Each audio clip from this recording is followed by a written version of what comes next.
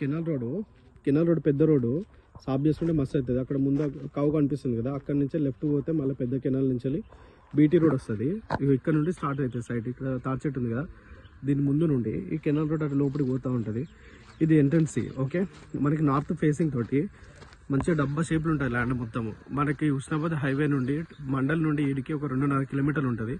Canal వచ్చేసి ఒక 1 kilometre ఉంటుంది లోపలికి. బీటీ రోడ్ నుంచి డాంబర్ నుంచి ఒక 1 కిలోమీటర్ ఉంటుంది. మొత్తం తరి పొలము. వెనక సైడ్ కొంచెం చెట్లు ఉంటాయి, సాఫ్ చేసుకోవాలి. సేమ్ డబ్బా షేప్ ఉంటుంది. ఇది ఎంత ఫేసింగ్ తోటి ఉందో సేమ్ ఇదే పెట్టాం. మళ్ళీ సేమ్ యాస్టీస్ అట్లా వస్తుంది మనకి. మొత్తం 1 ఎకర్ ప్రాపర్టీ. ఇది చుట్టుపక్కల మొత్తం కల్టివేషన్ ల్యాండ్. ఇటు కూడా మొత్తం వరి పొలాలు, మొక్కజొన్న ఇవి ఉంటాయి.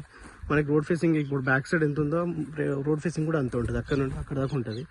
మనకి ఎక్కువ రోడ్ ఫేసింగ్ తోటి ఉండి ఎకరం సైట్ మండలం నుండి 2.5 కిలోమీటరు నర్మేట మండలం నుండి. క్లియర్ టైటిల్ మనకి రైతు దగ్గరనే ఉంది. రెడ్ సాయిల్ అటు రైట్ సైడ్ చూడండి, మొత్తం రెడ్ సైడ్ కనిపిస్తుంది. ఇక్కడ కింద కనిపిస్తుంది కదా, ఇది ప్రాపర్టీ. క్లియర్ టైటిల్ మండలం నుంచి జస్ట్ 2.5 కిలోమీటర్. జన్యం నుండి కూడా దగ్గరనే ఉంటుంది ప్రాపర్టీ. ఇది ల్యాండ్. ఈ డబ్బా షేప్ ఎట్లుందో సేమ్ యాస్టీస్ ఇంకా సైడ్ ఉంటుంది. సేమ్ ఇలానే ఉంటుంది ల్యాండ్ కూడా.